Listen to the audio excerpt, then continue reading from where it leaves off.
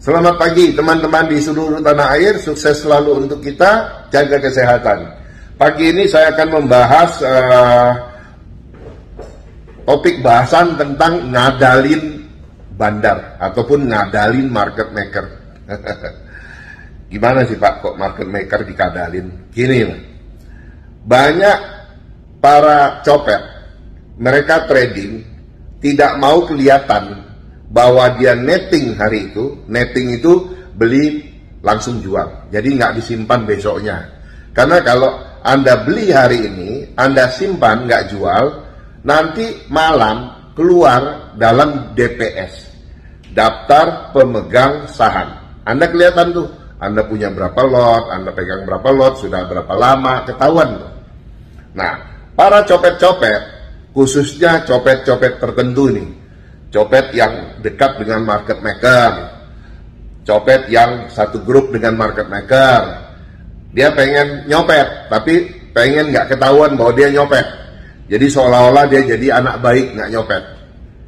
Dia bisa netting, dan nggak kedata di dalam DPS. Tapi dia nggak bisa bohong. Data di ke-P, data di ke-C, nggak bisa bohong. Hari itu dia ada beli. Dan itu bisa ketahuan. Dan market maker profesional bisa tahu detail siapa yang ikut nyopet hari ini. Jadi jangan gembira dulu. Biasanya market maker itu ya pura-pura ngefor aja dia.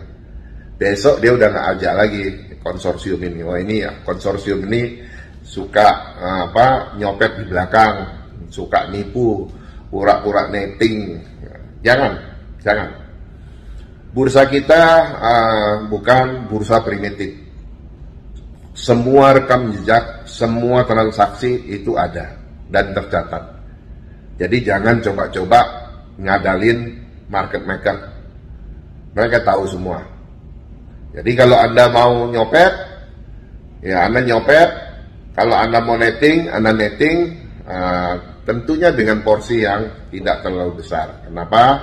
Yang saya selalu bilang, kalau Anda beli terlalu besar, biasanya nanti Anda diajak nyelam, nanti Anda nggak tahu kapan keluarnya.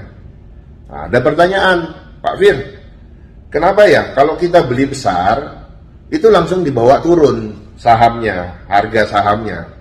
Saya kasih logikanya aja ya, gini lah. Market maker itu dia juga ngitung setiap hari berapa profit yang mau dia bagi ke pasar. Terus tiba-tiba Anda nyopet 2000 lot, Anda nyopet 3000 lot. Bagi bandar nggak apa-apa, Anda mau copet nggak apa-apa. Tapi saya mau tes dulu. Kamu nyopet nih pakai duit beneran atau kamu pakai margin? Jadi begitu Anda nyopet 2000 lot, Anda nyopet 3000 lot, langsung dibawa turun. Anda diajak nyelam. Sampai bawah Anda dekompresi. Pada saat Anda dekompresi, Anda muntah darah. Habis. Kenapa? Anda takut nih, wah ini kalau saya nggak cut loss, saya T+2 harus bayar. Akhirnya Anda cut loss. Ya. Jadi di situ mekanisme logisnya. Kalau Anda beli terlalu besar itu ya begitu. Makanya siapkan 9 RDN supaya Anda beli kecil-kecil kan nggak kelihatan. Jadi Anda nggak diajak nyelam. Ya, itu saja mekanisme logisnya, cara berpikir sederhananya. Jadi jangan ngadalin market maker. Makanya yang saya ajarin itu algoritma market maker. Ilmu yang mempelajari alur pikir logis seorang market maker. Jadi saya ajarkan tuh Anda berpikir alur pikir logis seorang market maker. Jangan bertentangan dengan dia. Jangan opposite. Oke? Sukses selalu untuk Anda. Happy cuan konsisten. Selamat pagi teman-teman di seluruh tanah air. Sukses selalu untuk kita. Jaga kesehatan. Baik, pagi ini Jumat Barokah. Jangan lupa nasi bungkusnya sedekah berbagi kepada sesama. Baik, pagi ini saya akan membahas tentang pooling. Mungkin ini masih banyak yang belum tahu tentang pooling. Bahkan saya yakin otoritas sendiri nggak tahu. Ya, Dulu ya, saya kasih tahu ya, waktu pooling masih 1%, bagaimana orang itu ngantri? Ada bandar pooling namanya, bandar pooling. Jadi kalau umpamanya IPO-nya 100 miliar, dulu kan pooling 1%. Berarti berapa miliar? 1 miliar. Ya. Nah, untuk ngantri, Anda nggak mungkin ngantri 1 miliar. Anda harus ngantri umpamanya banting 10 miliar, banting 20 miliar, 30 miliar, berapapun itu pooling, mau dia 1 miliar, mau dia 10 miliar, Anda harus banting atau ngebid 10 kali lipat, 20 kali lipat bila perlu. Jadi kalau poolingnya itu 10M, Anda harus banting 200M. Poolingnya 300M, Anda banting umpamanya 3 triliun sekaligus, supaya bisa menang, dapat pooling itu. Nah, saya kasih tahu ya, ini rahasianya. Kalau saya banting ngebid 10 miliar, saya buka cek 10 miliar, saya takut nggak? Saya nggak takut. Atau saya ngebid 10 miliar, tapi saya banting ceknya 100 miliar. Saya takut nggak? Nggak takut, gagah berani saya tulis di cek 100 miliar. Orang kalau saya dapat 10 miliar kan pasti cuma dicairin cuma 10 miliar. Dulu pakai cek, ya kan? Jadi tipu-tipunya di situ. Nah, akhirnya apa? Yang menang selalu bandar pooling yang berani masukin cek lebih gede. Karena dia tahu poolingnya cuma 10M kok, poolingnya cuma 30M kok, di rekening dia ada 40M, ya beranilah tulis aja yang gede supaya dia dapat porsi yang lebih gede. Timbullah kedua eIPO dengan harapan terbagi rata ke retail. Jadi seolah-olah eIPO itu yang ngebid itu retail. Jangan Pak, bapak-bapak di bursa tuh harus ngomong sama saya. Saya kasih tahu bongkar rahasianya. Bandar poolingnya siapa? Itu pura-pura Pak. Ya, pura-pura. Terus Anda kontrol, oke, kalau yang poolingnya kebanyakan ini Anda clawback, Anda tendang. Mereka masuk lagi kecil Pak. Jadi mereka banyak sekali nominee ataupun orang yang ngantri sampai ratusan RDN gitu loh. So, jadi kita tuh jangan percaya polos, lugu, seolah-olah pooling itu dimakan oleh retail. Enggak. Yang makan itu ada bandar pooling, ada geng-gengnya, ya, gengnya ada di Jakarta Utara, ya, Jakarta Barat, ya, itu ada geng-gengnya. Bandar pooling itu, nah, bandar pooling itu kita akan tahu siapa bandar pooling. Loh kok Pak Fir tahu? Ya tahu. Saya udah 20 tahun di capital market, tahu permainan itu semua. Dan saya juga punya banyak BAE kok, yang saya bisa tahu siapa ini bandar poolingnya. Jadi nggak heran, seminggu, 2 minggu, 3 minggu saham naik ya semua jualan. Kenapa? Ada banyak IPO setiap minggu. Ya. Jadi kalau banyak IPO setiap minggu ya mereka harus keluar dari lapak satu ke lapak lain. Ya di sini cukuplah untung 20M, sini cukuplah untung 10M. Nanti lapak berikutnya, lapak berikutnya, lapak berikutnya. Nah, jadi jangan sampai otoritas membuat aturan yang kontradiktif. Dan saya nggak pernah menyudutkan bursa loh ya. Saya selalu membela bursa, di mana-mana saya selalu membela bursa. Bahkan pagi ini saya mau kasih tahu praktek-praktek pooling yang tidak benar di market. Ya, undang saya Pak, saya kasih tahu cara-cara praktek pooling yang tidak benar. Ya, supaya kedepannya itu pooling itu bisa dibenarin. Jadi percuma bikin eIPO itu bukan retail yang beli, ya, pura-pura jadi retail, ya. Oke, itu saja dari saya tentang pooling. Sukses selalu untuk Anda semua. Jaga kesehatan, happy cuan konsisten. Selamat pagi teman-teman, sukses selalu untuk Anda, jaga kesehatan. Baik, hari ini hari Jumat, saya selalu mengingatkan kita berbagi, ya. Jangan lupa itu. Mungkin ada merasa bahwa saya nggak berbagi, tapi duit saya banyak terus, Pak. Tiap hari saya trading untung terus, tiap hari saya nyopet dapat terus kok, Pak. Saya nggak perlu berbagi. Udah gitu saya juga nggak perlu sholat, saya nggak perlu ke gereja, saya nggak perlu ke rumah ibadah, apapun nggak perlu, nggak apa-apa. Dalam agama Islam itu namanya istijrat. Anda difor dulu, dikasih dulu, tambah banyak, tambah sombong, kemudian satu kali dikasih ARB sama Tuhan, selesai. Nah, apa maknanya hari Jumat itu kita berbagi? Mengingatkan kita lah, Jumat Barokah itu kita berbagi, jangan sombong. Apalagi saya lihat banyak teman-teman ataupun saudara yang suka pura-pura miskin, suka menunjukkan pandai bersandiwara, pura-pura miskin.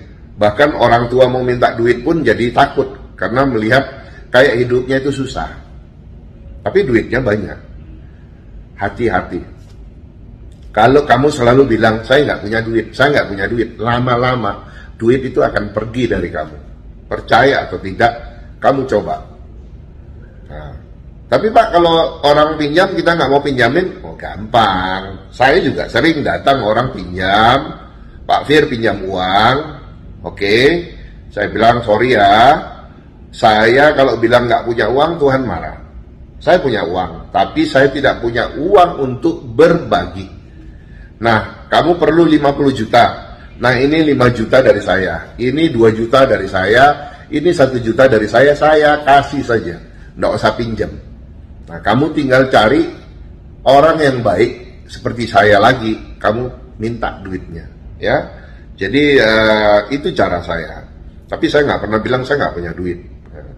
Jangan jadi orang suka bilang saya nggak punya duit, pura-pura miskin, bahaya. Nanti satu saat benar-benar diambil sama Tuhan, benar-benar nggak ada duit, ya. Jadi hari ini pesannya sama, berbagi, walaupun 1 bungkus, walaupun 2 bungkus, bagi saja, ya, kepada siapapun yang Anda lihat di tengah jalan atau di jalan. Nggak usah mengharapkan balasan apa-apa, nggak usah mengharapkan pahala, nggak usah mengharapkan balasan dari Tuhan, nggak. Karena itu tugas kita, ya, berbagi kasih itu tugas kita. Tuhan mengajarkan kita untuk berbagi kasih. Baik, itu saja pesan saya hari Jumat ini. Jangan lupa, dan alhamdulillah saya banyak dapat DM, banyak teman-teman yang sudah mulai memiliki kebiasaan berbagi, ya. Walaupun dalam keadaan susah, terus berbagi. Saya dulu harus goreng nasi sendiri kok. Bikin telurnya dicampur tepung supaya besar, supaya banyak. Saya lakukan itu semua. Saya lewati itu semua, ya. Jadi jangan Anda sekarang udah punya duit banyak, udah punya kelebihan, Anda lupa. Jangan lupa istijrat, ya. Jangan sampai Anda dikasih kesenangan, Anda lupa, nanti suatu saat itu akan diambil oleh Tuhanmu. Oke? Sukses selalu untuk kita, happy cuan konsisten. Selamat pagi teman-teman di seluruh tanah air, sukses selalu untuk kita, jaga kesehatan. Baik, pagi ini saya mau sharing kepada teman-teman yang beragama Muslim atau Islam tentang salawat. Saya ingin mengajak teman-teman itu mulai praktis, mulai rajin bersalawat. Kenapa perlu bersalawat, Pak Fir? Oke. Semua ibadah itu satu belum tentu diterima. Kedua, incaran iblis dan setan untuk merusak ibadah tersebut. Kenapa? Anda kalau rajin sholat, Anda suka cerita. Anda rajin tahajud, Anda suka cerita. Akhirnya ria. Anda berbuat baik, Anda suka cerita, akhirnya ria. Akhirnya itu hilang, pahala-pahalanya hilang. Dan itu dilakukan oleh iblis dan setan kepada kita. Jadi, itu amal ibadah yang baik semua. tetapi belum tentu diterima. Karena ada hak prerogatif dari Allah. Tapi kalau salawat, sudah pasti diterima. Kenapa? Karena pada saat kita bersalawat, Allah juga bersalawat. Jadi, usahakan itu. Dan beli alatnya, jangan bilang, nggak perlu alat pak, saya dalam hati. Jangan. Setan, iblis gampang sekali melupakan Anda, menyelimuri Anda, lupa, tahu tadi asik bersalawat, langsung lupa, langsung berhenti. Ya, jadi beli alatnya. Untuk mengukur, paling tidak 1 hari Anda coba dulu minimal 1000 kali. Kenapa? Orang yang bersalawat 1000 kali, api neraka aja tidak mau menyentuh dia. Ya, jadi 1000 kali. Berapa lama sih Pak 1000 kali? Dulu saya 1000 kali itu bisa 3 jam. Lama-lama 1000 kali itu bisa 2 jam. Lama-lama turun menjadi 1 jam 45 menit. Lama-lama bisa 1,5 jam. Ya. Jadi nggak ada yang berat 1000 kali itu. Dan saya mau kasih tahu, salawat itu guru kita. Menjadikan kita pintar, membuat kita cerah melihat ke depan itu apapun, ya. Dan saya pesan salawat, dan teman-teman yang mau ikut camp salawat juga ada banyak, nanti saya sharing bagaimana belajar bersalawat. Semua harus dibiasakan, sama dengan trading. Trading itu kalau Anda biasakan, Anda rajin, hasilnya Anda akan cuan konsisten. Salawat juga begitu. Kalau Anda rajin, konsisten, istiqomah, balasannya pasti ada. Nggak ada ruginya. Ya? Dan 1000 kali sehari tidak berat. Oke?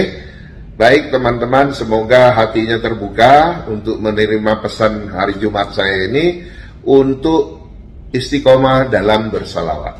Oke? Sukses selalu untuk kita, happy cuan, konsisten.